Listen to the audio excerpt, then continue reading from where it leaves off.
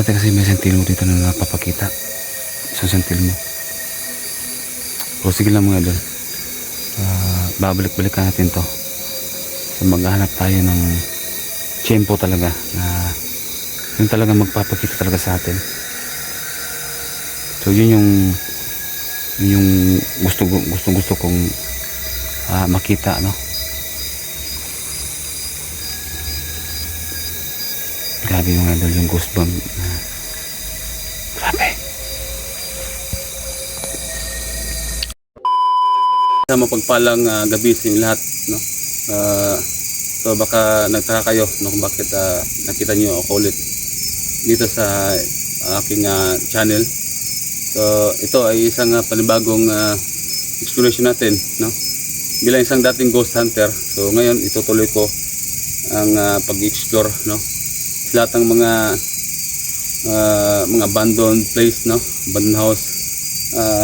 Pasensya nga pala sa inyo lahat, pasensya talaga dahil medyo hindi ako nagpapakita sa inyo ng mga ilang months, no?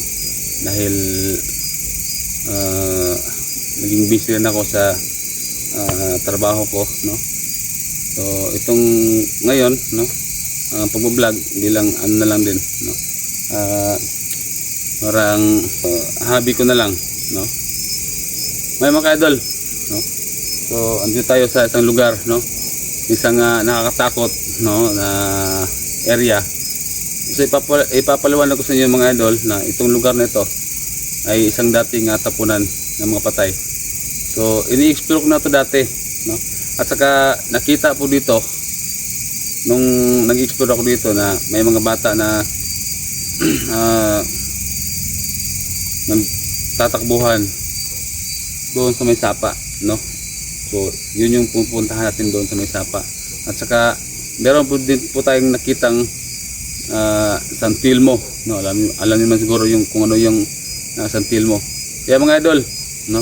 Ito po yung aking panbagong exploration bilang isang ghost hunter, no? Yung idol, sana suportahan niyo po ako at please paki-follow ang aking page Ghost Hunters 44 at siyempre ang aking YouTube channel, no, Ghost Hunters 44. So ngayon mga idol, huwag natin patagalin to. Samahan niyo ako sa exploration na to at samahan niyo akong tuklasin ang mundo ng kababalaghan. Let's go.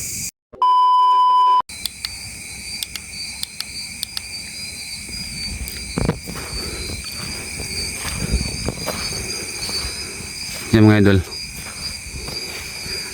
so papasok na tayo sa area. Yan.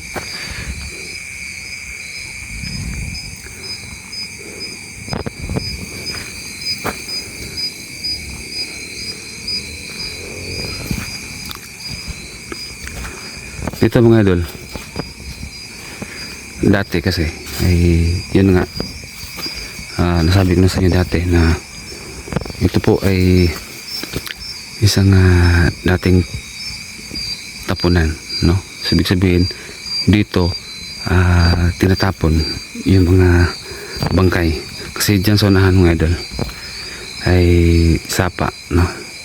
Sapa na siya, kaya maraming nahukay dito na mga buto ng mga bata, mga yung mga damit na may mga ano pa, may mga buto kasi ano yung mga idol doon sa bandang unahan ay may tulay, medyo may kalayuan din dito sa area na to, no? So yung mga krimen dati na mga ginagawang krimen na dati ay doon hinuhulog dati sa tulay, tapos dito matatrap, no? Dito may hihinto yung mga inuhulog nila, mga natapon nila. Minsan din dito nila dinadala, no? Dito nila pinapatay yung mga biktima nila. Kaya ito yung naging spot ko rin to dati, no? Na meron talang nagpapakitang isang santilmo. So bilang isang dating ghost hunter ay ito, babalikan natin yung mga dati kong pinapasok na mga nakakatakot na mga lugar, no? So marami akong uy, yan. Dati na nag-isip ako dito dati, hindi talaga maiwasan na meron tayong maririnig na kakaiba, no? So hindi normal na mga narinig natin, no? Parang mga kaluluwa talaga na hindi matahimik dito sa lugar na to. Pero yun nga mga idol, ito'y panibagong exploration ko dahil medyo may katagalan na rin na hindi ako nakabalik sa pag-ghost hunting. Nangingibago sa area, at saka siyempre yung mga ghost bomb na dati ay parang binaliwala ko lang, di ba? Ngayon iba yung nararamdaman ko, no? Wala pa namang ghost bomb na nangyari, pero ramdam ko na yung aura ng area, no?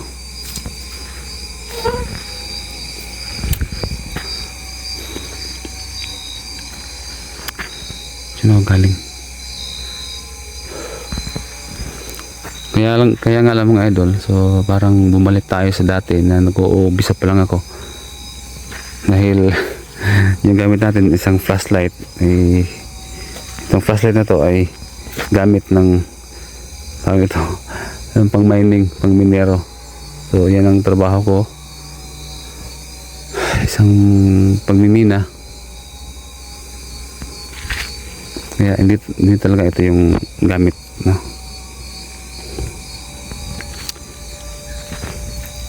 So ang gagawin ay mag-imbestiga, no? May nakita tayong mga pula dyan sa likuran natin. Malayo yan kasi may planta yung ayan, or signal yata yan sa ano. Ang gagawin natin ay makikiramdam lang tayo dito sa area na to kung meron ba tayong kakaibang yun nga, yung mga boses or kasi dati kasi mga idol andyan sa sapa na yan, hindi pa ganito yun, hindi pa ganito yung borma dati kasi napaka ano yung dati.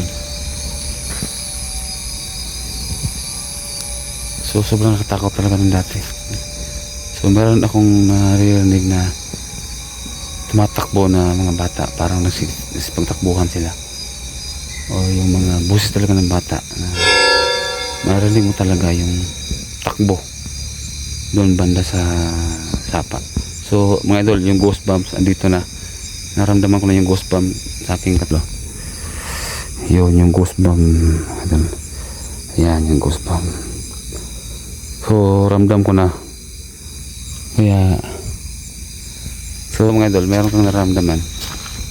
So ibig sabihin may mga ghost na lumalapit sa atin, hindi nga lang natin nakikita pero ramdam natin mga idol. Nangibago ko sa expression na to. Ayan. Nga pala shoutout nga pala kay Yugog. Idol Yugog. No. Secret challenge po ito. Kung kaya ba itong ginagawa ko, no? Medyo mahina na yung ano natin. Kasi dyan, hindi tayo makapasok dyan kasi sobrang ganda mo na.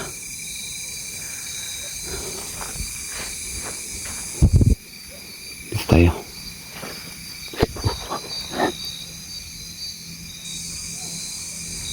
Ano yan?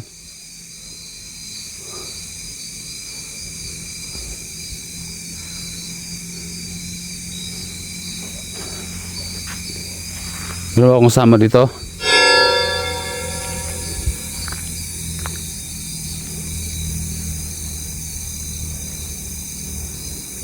Magparamdam kayo.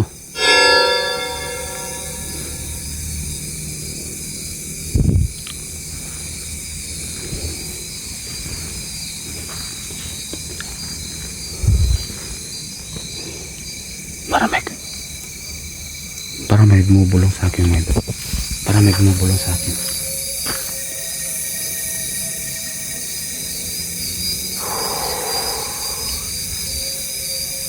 Dakay ba? Grabe mga idol.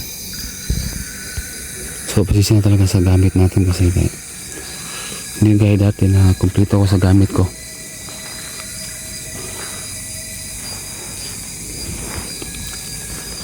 Dito mga idol, dito sa bandang dyan may mga nakukuha mga buto dyan. Mga nakukuha mga buto dyan sa banda yan, sa bandang puno talaga ng kawayan. Mga nakukuha mga buto dyan.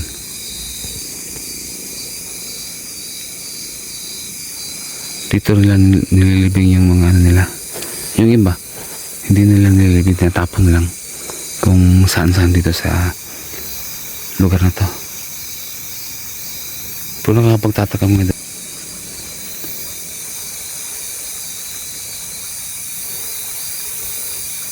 Dati kasi may sentil mo dito na napapakita. Isang sentil mo. O sige lang mga idol. Babalik-balikan natin to. So, maghahanap tayo ng tiyempo talaga na yun talaga magpapakita talaga sa atin.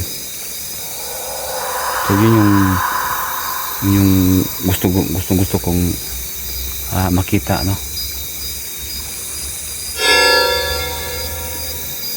Grabe yung idol, yung goosebump.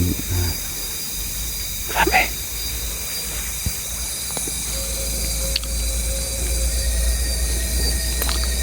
Kung meron mga kalor dito, magpakita kayo, magparamdam kayo sa akin. So wag nilang galawin yung aking gadgets, no? Dahil maluba to. Wag kayong kukuha ng enerhiya dito. Saan yan? Yan pati na dumadaan mga idolo. Diba? Para siyang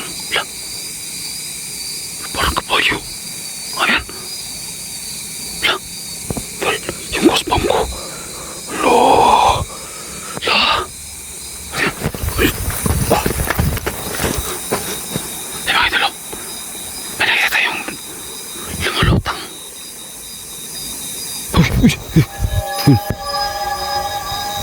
Sino yan?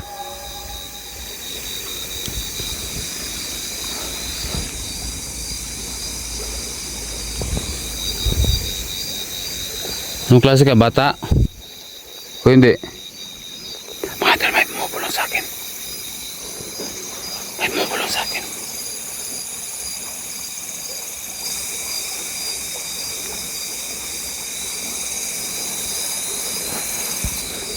Habihin na lang ating flashlight. Hindi kasi na-charge to eh. Kaka-charge ko lang, kinuha ko agad kasi sakto kasi ngayon eh. So alas 9. Time check tayo guys mga idol. So time check tayo. So alas 9 na, no? Mag alas 9 na. So perfect timing pag ganitong klaseng oras. Kaso lang mga idol, hindi na ganong itong area na to. Sobrang nakatakot talaga dito.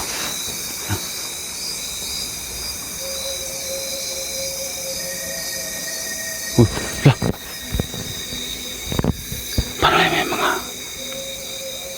Parang may tumatakbo na maliliit. Tignan natin, baka may mga yapak dito. Parang may narinig akong yung tunog ng buhangin na habang napakan na yung buhangin, Yun yung naririnig natin. Yung naririnig ko. Kasi, dinarinig ko dito kasi. Pero wala namang mayabak dito. Wala namang mayabak.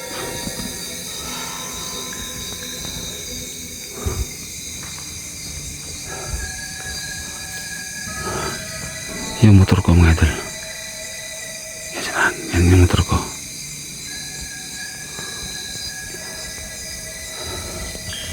Grabe.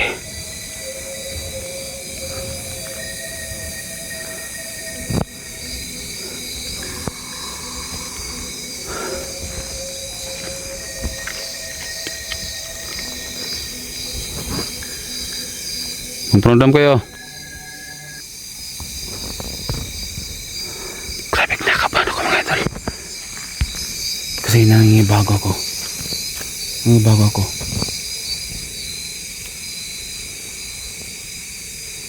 Nangingibago ako mga idol sa trabahong to.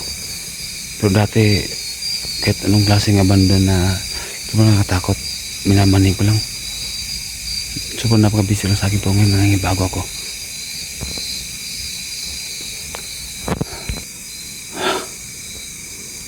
Kakaiba mga idol.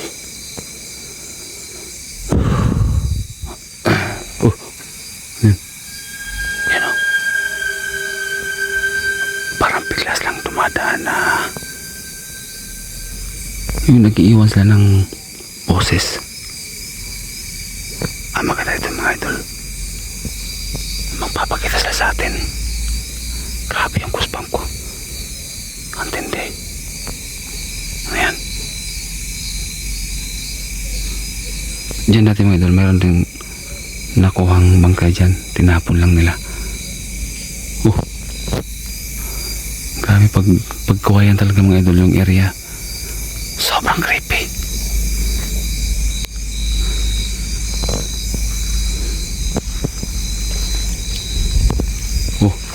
Yun. Grabe.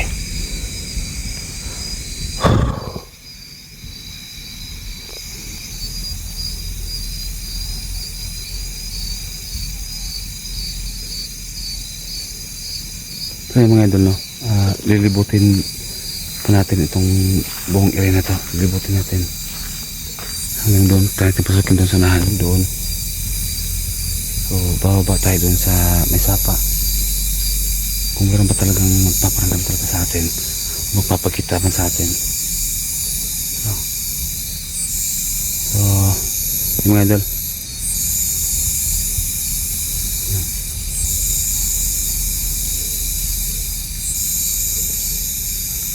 abangan nyo mga idol ha, yung karugtong ng video na to. Kasi sobrang haba ng video natin. Kaya ipaparto natin, no? Part 1, part 2, ganun. Grabe mga idol. Ang kinakabahan ko mga idol, na baka may sumisilip dyan, sisilip na parang ulo dyan sa ibabaw ng nakatambak na buhangin. Ayan. May narinig ako. Kakaiba. Tingnan niya mga idol. Yung goosebump. Wow. Yung goosebump ko. Yan. So, pagtong nito mga idol. Abangan nyo. Kasi lilibutin natin dito. Itong buong area. Tapos, tatawagan natin sila. Yung mga kaluluwa na hindi matahimik, na hindi yun. Yung mga kaluluwa hindi matahimik na na parang naghihingalo.